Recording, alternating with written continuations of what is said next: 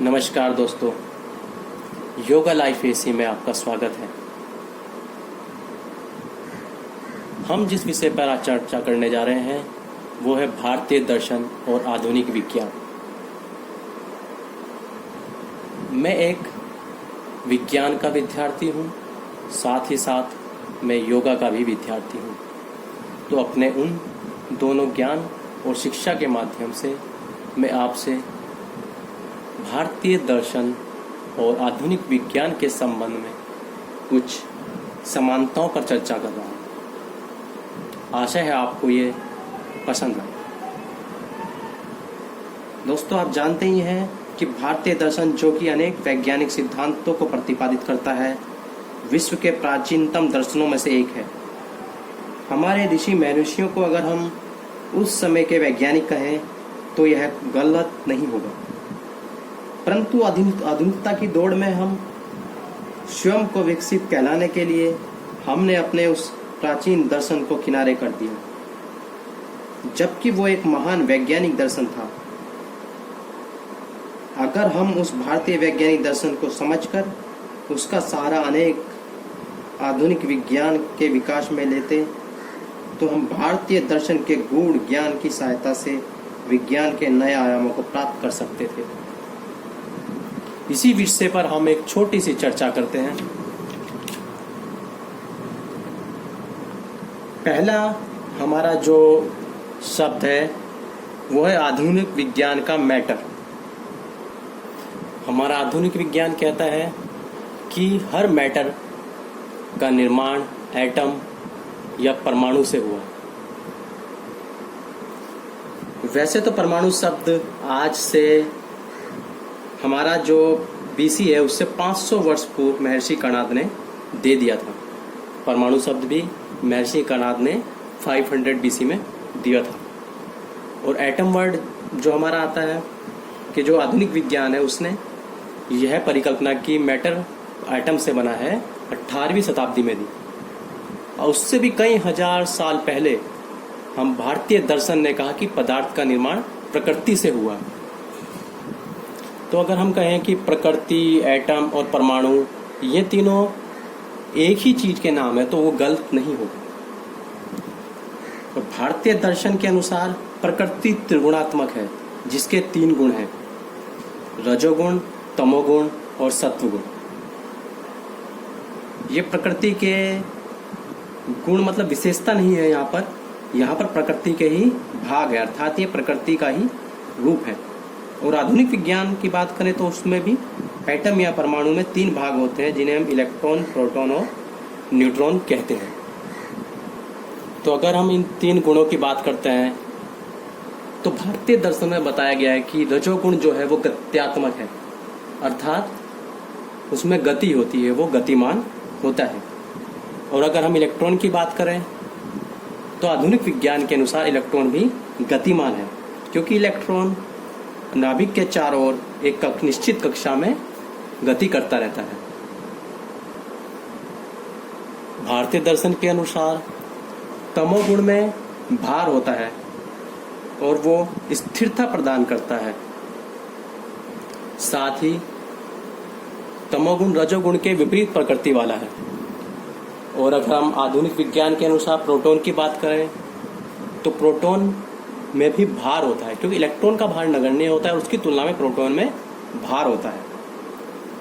और साथ ही वो इलेक्ट्रॉन के विपरीत आवेश वाला होता है। इलेक्ट्रॉन हमारा ऋणात्मक होता है, प्रोटॉन धनात्मक होता है, अर्थात वो भी इलेक्ट्रॉन के विपरीत प्रकृति वाला हुआ।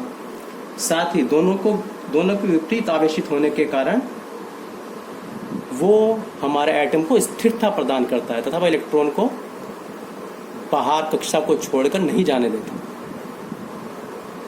अब तीसरा गुण प्रकृति का सत्वगुण। सत्वगुण दोनों हमारे रजोगुण तमोगुण थे, उनके बीच साम्यावस्था स्थापित करने का कार्य करता है। और वो ना तो रजोगुण के गुण रखता है ना तमोगुण के, वो दोनों के ही विपरीत है, दोनों से ही अलग है। अर्थात ना तो वो धनात्मक है ना ऋणात्मक है, वो एक न्यूट्रल चार्ज होता है। इसी प्रकार अगर हम न्यूट्रॉन की बात करें तो न्यूट्रॉन भी न्यूट्रल होता है, ना तो पॉजिटिव होता है ना निगेटिव होता है।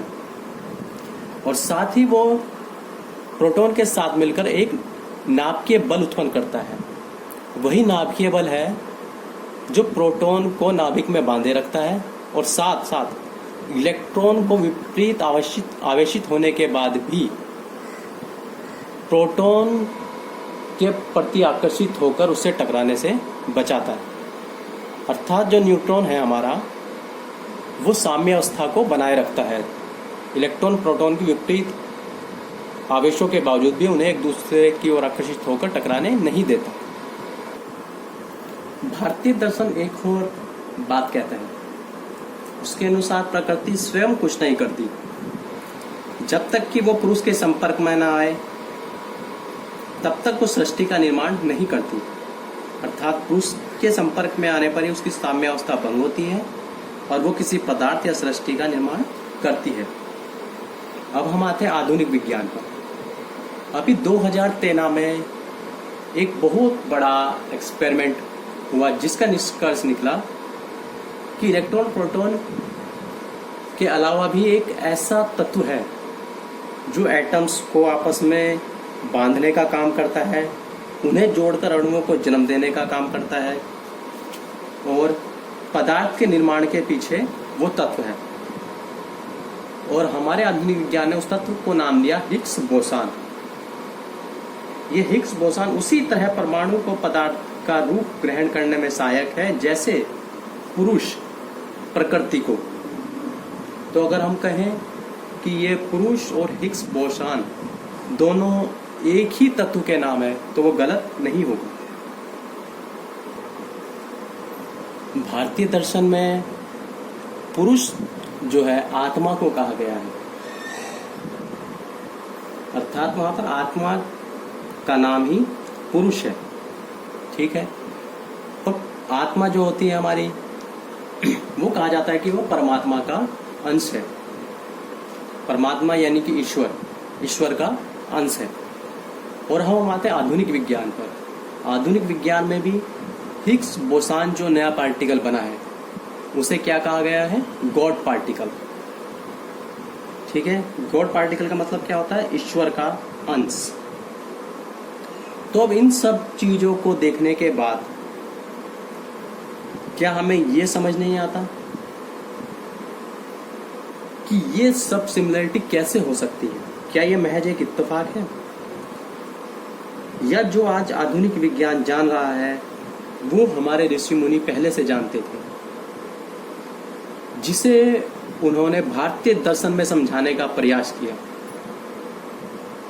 तो अब सोचने वाली बात यह है कि ऐसा क्या था उनके पास जो वो उन तथ्यों को भी जानते थे जिसे आधुनिक विज्ञान जानने का प्रयास कर रहा है।